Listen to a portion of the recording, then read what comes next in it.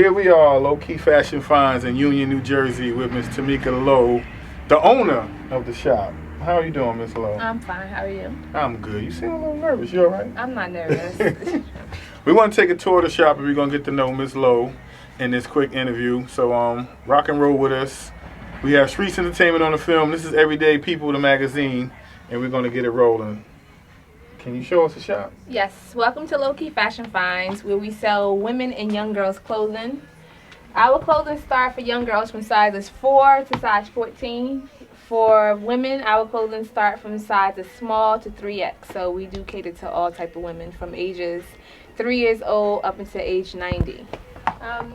We have a lot of casual clothing, a lot of dressy clothing. Right now is prime season, so we have a lot of different styles of clothing for young ladies. A lot of evening dresses. Once again, we have more casual clothing. And over here in this curio, we cater to all occasions. So if you ever need any jewelry for special occasions, Low Key Fashion Finds is the place. We support a lot of businesses around, so you can find a lot of other brochures, flyers in Low Key Fashion Finds, because we do believe in supporting other people. We sell all types of accessories such as belts. We have shoes, sunglasses, jewelry, handbags for all occasions as well.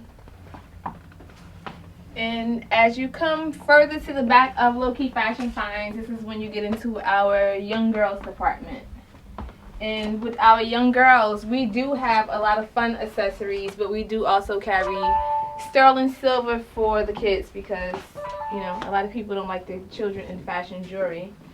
And we have dresses for all occasions, dress down clothing, raincoats with matching umbrellas.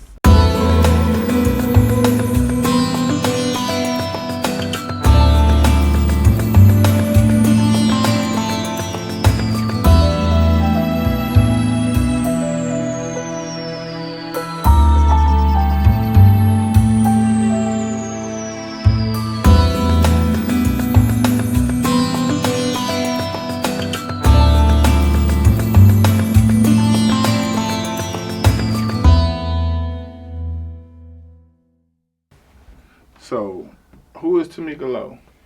Tamika Lowe is an entrepreneur who owns a boutique, who is actually inspired by fashion from my mother.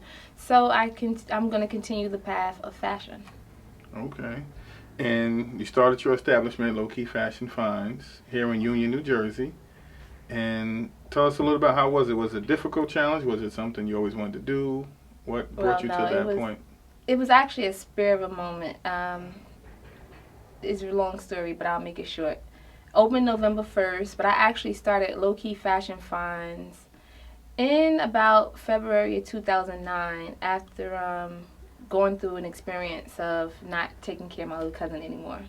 And I just didn't have anything to do with my time, so I figured I could start selling items at a flea market for extra money, for one, and just as something to do. And not making any money at the flea market with all this merchandise, I figured out what else can I do with it. So I started posting items to Facebook. I started having trunk sales at my house, which grew into me having them at other people's house.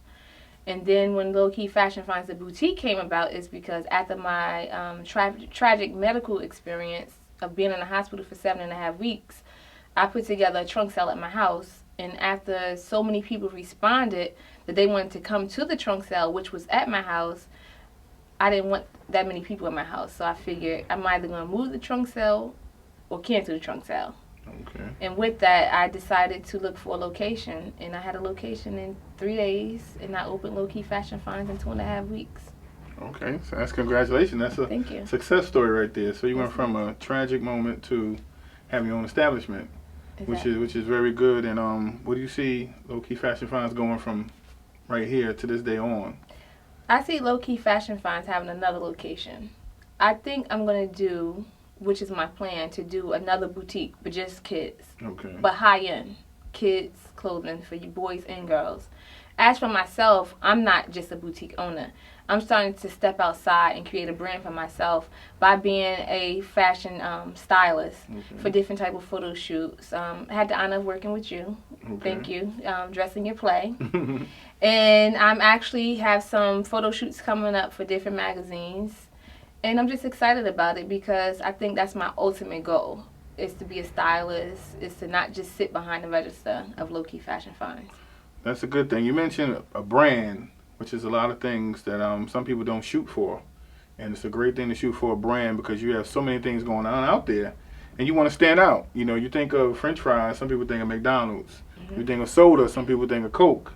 You know what I mean? So it's definitely, you want to have fashion, not just in New Jersey. You want to think of low-key fashion finds. You want to think on a global scale. So how do you see going from one boutique to maybe God giving you 10 boutiques?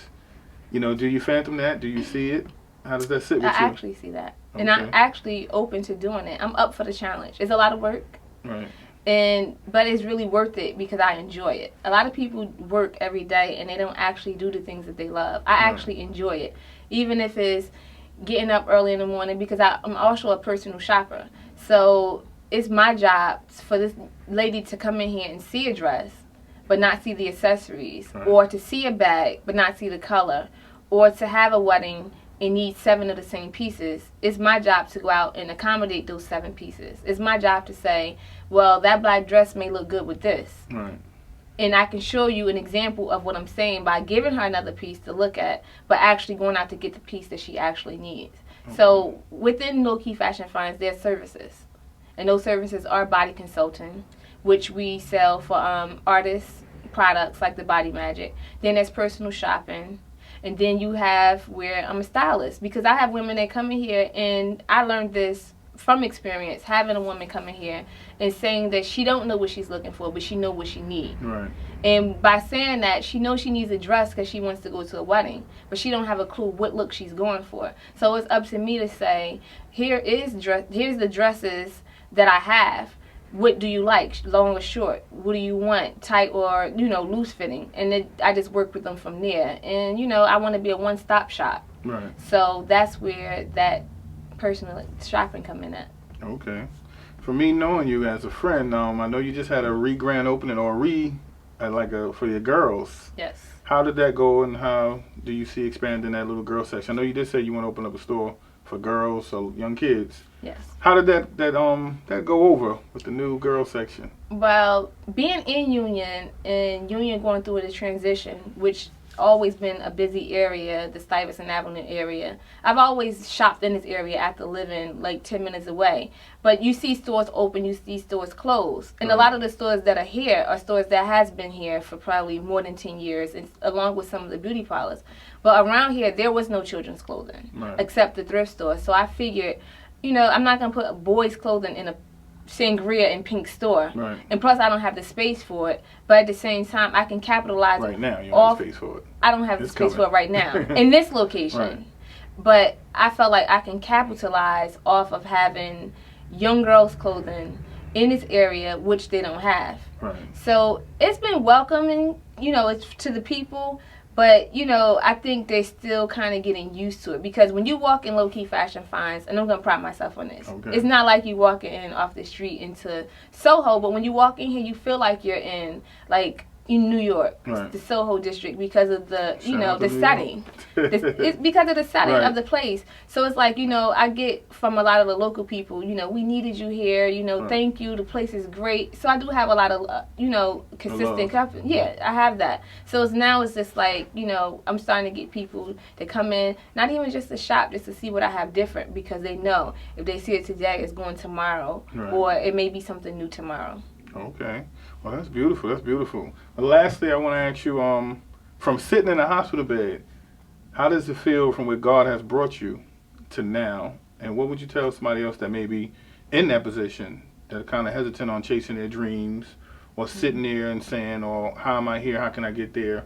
What was pretty much your motivational force, and what would you tell someone?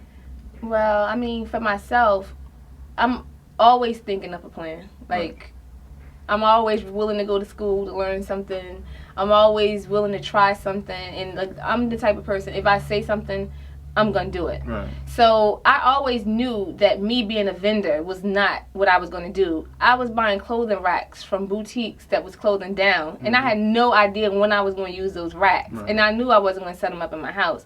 But something just said, buy these racks. You're going to use them one day. So it's like just stepping out on my faith. And I felt like after realizing that I almost lost my life and sitting in the hospital for 7.5 weeks, and I realized that what else did I have to lose? Right. You know, I'm not going to say that I'll take $1,000 and gamble it on roulette. But to take a few $1,000s and gamble it, I felt like if I lost, I can get a few thousand. Exactly. And the best investment is yourself. Right. So I felt like, why not stick my neck out there and do that? And I'm really proud to say that I had my mom and my father's support. The only way they stepped in, not on the negative side, but on the side of concern, was the fact that I was still in the healing process. Right. When I opened up Low Key Fashion Finds. I was still having nursing services, basically.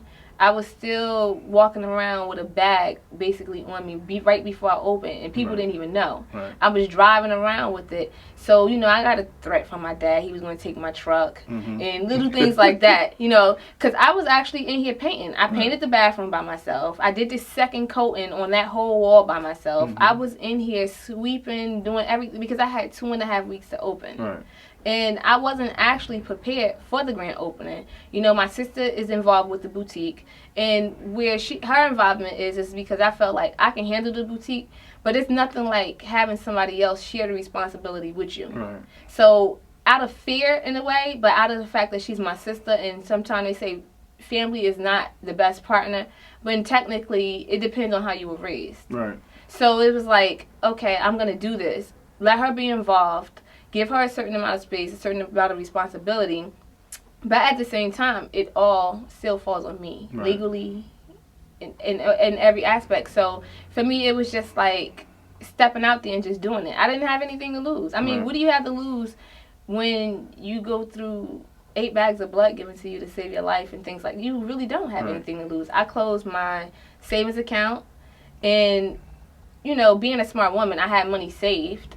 I was expecting money because, as I say, being a smart woman, I had all my own disability plan, so I was prepared for it. So I just said, I'm just going to go for it. So, you know, if it took cashing in change to live off of for a month, I was willing to do it. Okay. It's called perseverance. And you did it. Yeah, I did it. Very happy for you. Okay. That's Tamika Lowe. I'm Jay Everyday, and this is I don't even know the name of my magazine. I'm going to change it up. Well, we can flip it up. I don't know what I want to name it. But, you know, the website is thejayeveryday.com. And this is Tamika Lowe, Low Key Fashion Finds. And we'll be back at you real soon. Peace.